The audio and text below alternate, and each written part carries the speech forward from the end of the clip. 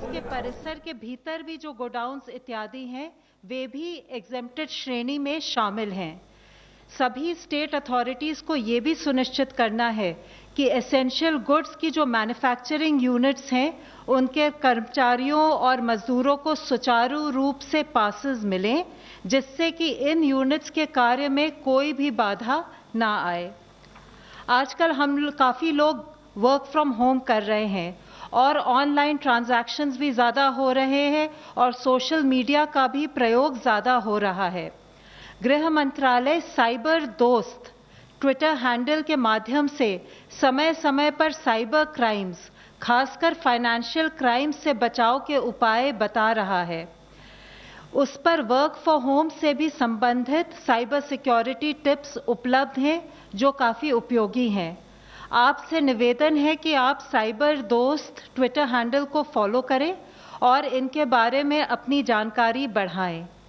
आप national cyber crime reporting portal cybercrime.gov.in पर जो रिसोर्सेज उपलब्ध हैं उनका भी उपयोग कर सकते हैं। इस पोर्टल पर आप साइबर क्राइम भी रिपोर्ट कर सकते हैं। इन सब कदमों से हमें विश्वास है कि हम साइबर स्पेस पे अपनी सेफ्टी और सिक्योरिटी को इंश्योर कर पाएंगे। धन्यवाद। धन्यवाद। ICMR representative please. ICMR की तरफ से दो अपडेट है।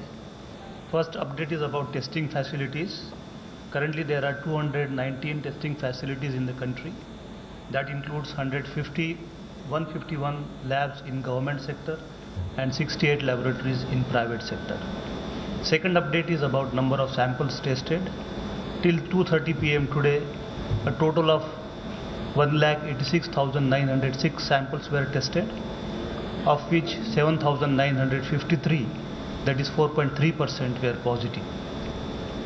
In the last 5 days, the average number of samples that have been tested is 15,747 samples per day, and average number of samples which turned out which were positive was 584 samples per day. So these are the updates from ICMR. Thank you. Total number of sample tested till today 2:30 p.m. is 1,86,906. Of these, 7,953 are positive. The average number of samples tested per day in last 5 days is 15,747, and average number of samples which are positive per day is 584 in the last 5 days. Health Ministry representative please. Just to give you a status update on COVID-19 situation, जैसे मेरे colleague ने कहा है, हमारा एक major effort है कि हम किस तरीके से अपनी टेस्टिंग कैपेसिटी को फर्दर बढ़ाते रहें, और इसके संबंध में माननीय हेल्थ मंत्री, माननीय गृह मंत्री के लेवल पर जो डिटेल डिस्कशन हुआ था विद सब्जेक्ट एक्सपर्ट्स, उसके तहत हम प्राइवेट और गवर्नमेंट मेडिकल कॉलेजेस में अपनी टेस्टिंग फैसिलिटीज़ बढ़ा रहे हैं। इसको सपोर्ट करने के लिए देश में 14 मेंटर इंस्टीट्यूट्स आइडेंटिफाई किए गए हैं, जिसमें हमारे एम्स, निम्हांस और ऐसे इंटरनेशनल नेशनल इंस्टीट्यूट्स जो नेशनल रिप्यूट के इंस्टीट्यूट्स हैं उनको लेते हुए उनके द्वारा हम अपने स्टेट और गवर्नमेंट और प्राइवेट मेडिकल कॉलेजेस को मेंटरिंग करके अपनी मेडिकल कैपेसिटी बढ़ाएंगे। साथ ही जैसे कि आप लोगों को अवगत है कि इस समय देश का एक मेजर फोकस है कि किस तरीके से जो हमारे पॉजिटिव पेशेंट्स हैं उनका प्रॉपर क्लिनिकल मैनेजमेंट हो, उसके साथ ही उनके सारे कॉन्टैक्ट्स ट्रेस किए जाएं, उन कॉन्टैक्ट्स का एज पर प्रोटोकॉल फॉलोअप किया जाए, उसके साथ ही जो हमारे कंटेनमेंट स्ट्रैटेजीज हैं उनको फील्ड पर बिना किसी कोताही के 100% इम्प्लीमेंट किया जाए। और इस एफर्ट में हमारे सारे डायरेक्शन जो एफर्ट्स हैं वो उसमें फोकस्ड हैं। अब तक का status update in terms of case मैं आप लोगों की दृष्टि में लाना चाहूँगा। तो अगर आप देखें तो आज तक अगर हमारे देखें तो टोटल 8,356 पॉजिटिव केसेस हमारे पास पाए गए हैं। कल से आज तक के केसेस देखें तो 909 एडिशनल केसेस आए हैं। इसके नीचे के ग्राफ में ही अगर आप काइंडली नोटिस करें तो this shows the figures of total deaths which have been reported. 273 deaths have been reported so far, 34 deaths have been reported during the day. साथ ही एक पॉजिटिव न्यूज मैं आप लोगों की दृष्टि में लाना चाहूंगा कि while we have areas of concerns related with cases and deaths, there is also positive news कि हमारे केसेज रिकवर भी हो रहे हैं और 716 पॉजिटिव केसेज जो हमारे थे वह रिकवर हो गए हैं और डिस्चार्ज की स्थिति में हैं। और अगर दिन प्रतिदिन देखें तो जैसे 2 दिन पहले 139 केसेस क्योर हुए, कल और आज के एक दिन में देखें तो 74 केसेस हमारे क्योर हुए हैं। आज मैं आप लोगों के सामने एक और मुख्य अंश लाना चाहूँगा, जैसे कि इससे पहले भी हम लोगों ने इस बारे में चर्चा की है, वह यह है कि हम what is our strategy, in what approach we are moving towards in terms of management of all the positive cases. तो इसमें हम लोगों ने अपने पूरे जो कोविड केसेस को एनालाइज किया और इससे पहले भी आप सबकी नॉलेज में लाया जा चुका है कि अराउंड 80% केसेस जो कि माइल्ड और एसिम्टोमेटिक होते हैं, पॉजिटिव हैं लेकिन माइल्ड और एसिम्टोमेटिक हैं, उनको हम कोविड केयर सेंटर्स के द्वारा ट्रीट करते हैं। इसके साथ ही जो हमारे मॉडरेट क्लिनिकल सिम्टम्स हैं, जिनको फर्दर एडिशनल उसकी जरूरत है कि उसको ट्रीटमेंट मिले, उनको हम कोविड हेल्थ केयर सेंटर्स, जहां पर कि डॉक्टर्स के साथ साथ ऑक्सीजन सपोर्ट की भी अवेलेबिलिटी हो, उसको हम इंश्योर करते हैं। साथ ही जो क्रिटिकल और सीवियर केसेस होते हैं उनको हम further tertiary hospital, Covid hospital में लेकर जाते हैं, जहां पर कि वेंटिलेटर और आईसीयू सपोर्ट रिलेटेड सारी फैसिलिटीज प्रोवाइड की जाती हैं। आप लोगों के नॉलेज के लिए एक मैं और चीज लाना चाहूंगा कि इन सारे जितने भी हमारे 3 सेट्स ऑफ हॉस्पिटल्स हैं, उनको हम फर्दर एम्बुलेटरी सपोर्ट के थ्रू कोऑर्डिनेट करते हैं, इनको प्रॉपर मैप करते हुए, ताकि इनके द्वारा अगर कोई आज एक माइल्ड सिम्टम वाला केस है और उसके अगर मॉडरेट सिम्टम में कन्वर्ट होता है तो वो एम्बुलेंस उसको हेल्थ सेंटर ले जाए, या अगर कोई माइल्ड सिम्टम वाला केस है और उसके क्रिटिकल सिम्टम्स में कन्वर्ट हो तो हम उसको इमीडिएटली आईसीयू बेड सपोर्ट वाले कोविड हॉस्पिटल में ट्रांसफर कर दें। इससे लिंक्ड ही आप लोगों की नॉलेज में लाना चाहूंगा कि अगर हम अपने केसेस को पिछले कुछ दिनों से एनालाइज करें तो आप देखेंगे कि 29 मार्च को हमारे 979 पॉजिटिव केसेस थे और इससे करके धीरे धीरे केसेस बढ़ते जा रहे हैं और आज की तारीख में हमारे पास मान लीजिए 8,356 पॉजिटिव केसेस हैं। तो जैसे इससे पहले हम लोगों ने बात की है कि इसमें से करीब 20% केसेस जो होंगे वो कि मॉडरेट सिम्टम्स या जिनको आईसीयू सपोर्ट की जरूरत होगी। तो अगर हम उसके हिसाब से इसका विभाग करते हैं तो हम देखते हैं कि आज भी हमारे को 1,671 ऐसे पेशेंट्स होंगे जिनको कि स्पेसिफिकली ऑक्सीजन सपोर्ट या क्रिटिकल केयर ट्रीटमेंट की जरूरत होगी। तो यह फिगर मैं आप लोगों की दृष्टि में इसलिए लाना चाहता हूं कि ताकि हम समझें, कहीं पर कोई भी पैनिक क्रिएट ना हो, कहीं पर प्रॉपर क्लैरिटी रहे कि government is aware, government is planning its things in being over prepared so as to manage the situation. और इसी केस को अगर आप इसको एनालाइज करें तो जैसे मैंने बताया कि गवर्नमेंट का एक बहुत मेजर एफर्ट है कि हम हर तरीके से अपने कोविड पेशेंट को जहां पर हम ट्रीट करें वहां इन्फेक्शन प्रिवेंशन प्रॉपरली हम मैनेज कर सकें। उसके तहत ही हम लोगों ने इन dedicated COVID hospital 3 type of COVID hospitals की बात की है। और आज का अगर आप डेटा देखें, यह मैं आप लोगों की दृष्टि में स्पेसिफिकली लाना चाहूंगा कि जैसे 29 मार्च में मैंने आपको इससे पिछले वाली स्लाइड में दिखाया है कि अगर हमारे टोटल पॉजिटिव केसेस 979 थे तो करीब 20% केसेस के यानी कि 196 केसेस को उस दिन पर जो क्रिटिकल केयर या ऑक्सीजन सपोर्ट की जरूरत थी। और उसके तहत अगर देखें तो जो स्टेट लेवल पर 163 हॉस्पिटल्स के अंदर 41,900 के करीब डेडिकेटेड कोविड बेड्स अवेलेबल थे। इसी तरीके से अगर 4 अप्रैल का डेटा देखें तो अगर हमें 580 बेड की जरूरत थी तो हमारे पास 67,500 के करीब बेड्स फील्ड में अवेलेबल हैं।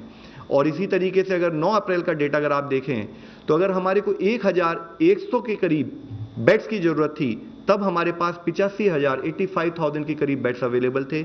और इसी तरीके से अगर हम आज की बात करें कि हमें अगर 1,671 बेड्स की जरूरत है तो देश में कोविड के मैनेजमेंट के लिए डेडिकेटेड कोविड हॉस्पिटल के रूप में 1,05,000 के करीब बेड हमारे पास अवेलेबल हैं 601 हॉस्पिटल में।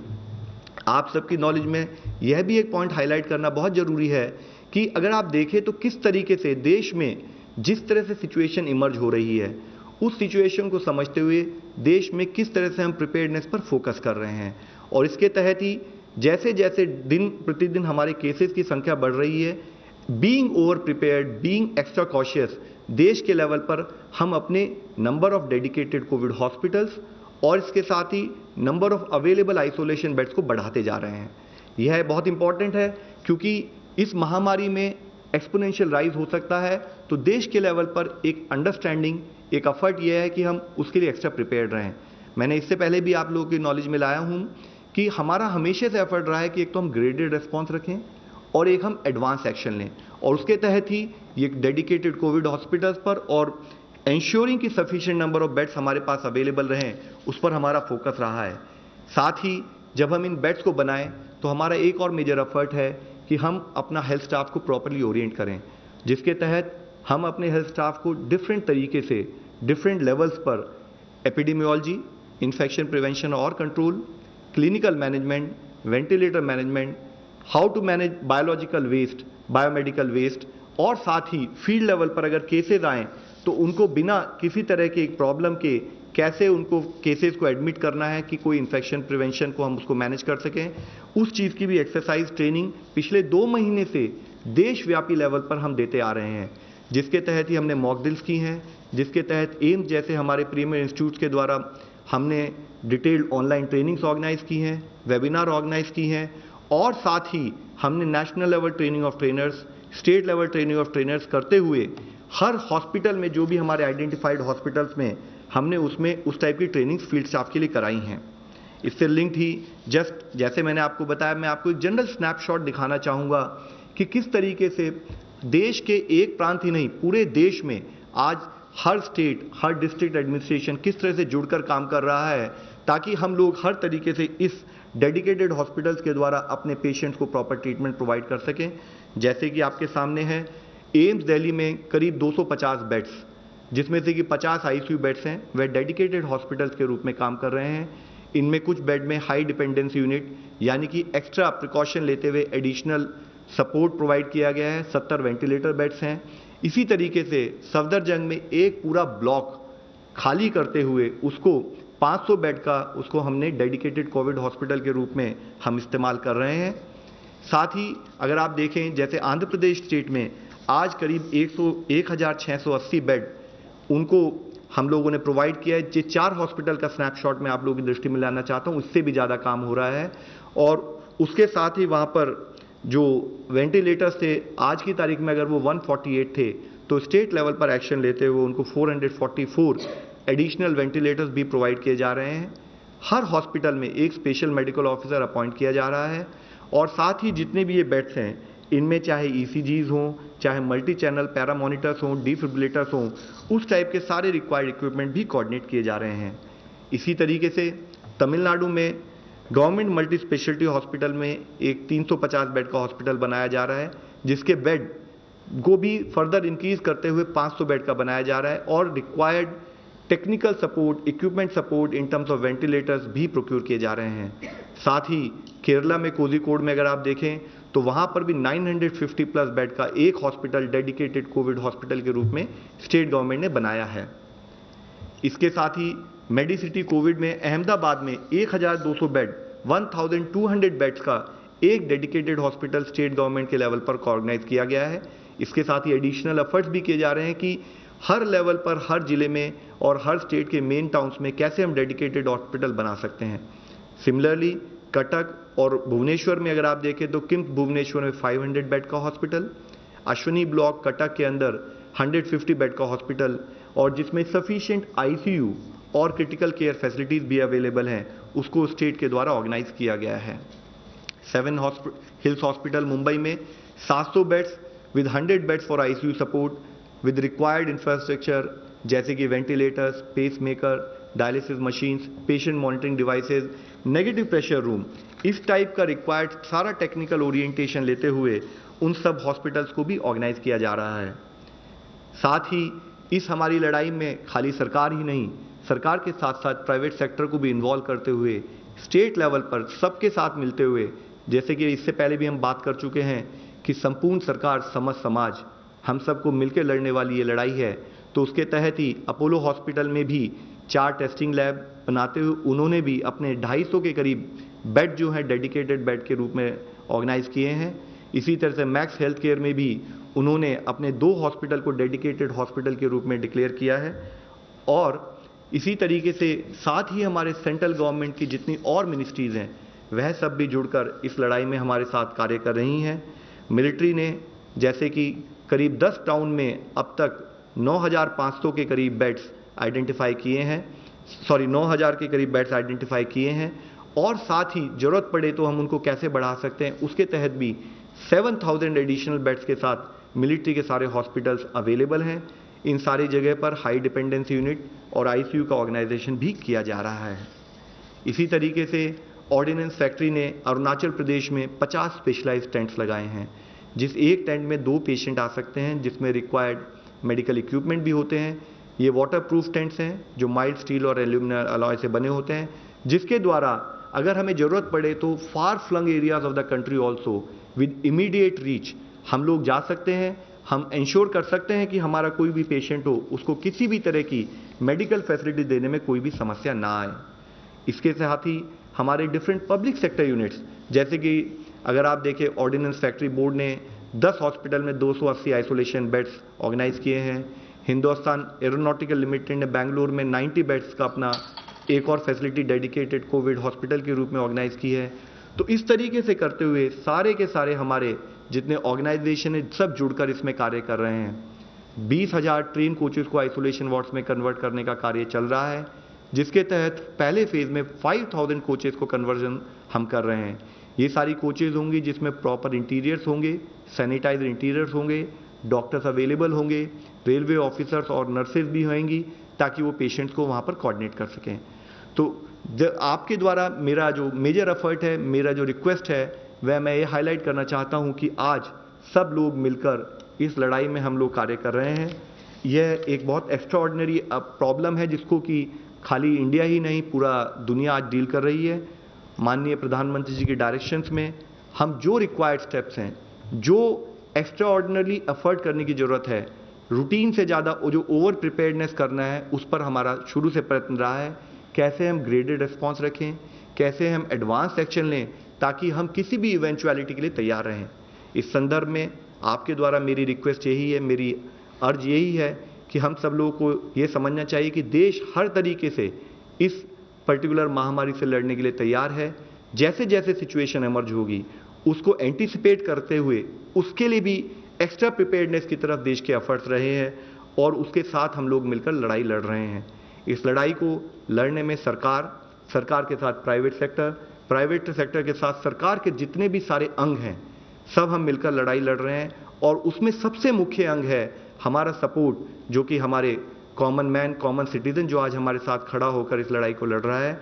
मैं आप सबसे फिर अंत में यही रिक्वेस्ट करूंगा कि आज बहुत ज़रूरत है कि हम सोशल वैक्सीन यानी कि सोशल डिस्टेंसिंग का पालन करें और हम मिलकर इस देश की तरफ से पूरी दुनिया को एक अच्छी एग्जाम्पल दिखाएं कि जब पूरा दुनिया इस बीमारी से जूझ रही थी तो इंडिया ने एक सक्सेसफुल एग्जाम्पल दुनिया के सामने प्रस्तुत की। धन्यवाद। Friends, before we take questions, थोड़ी सी और एडिशनल इन्फॉर्मेशन मैं आपको दे दूं।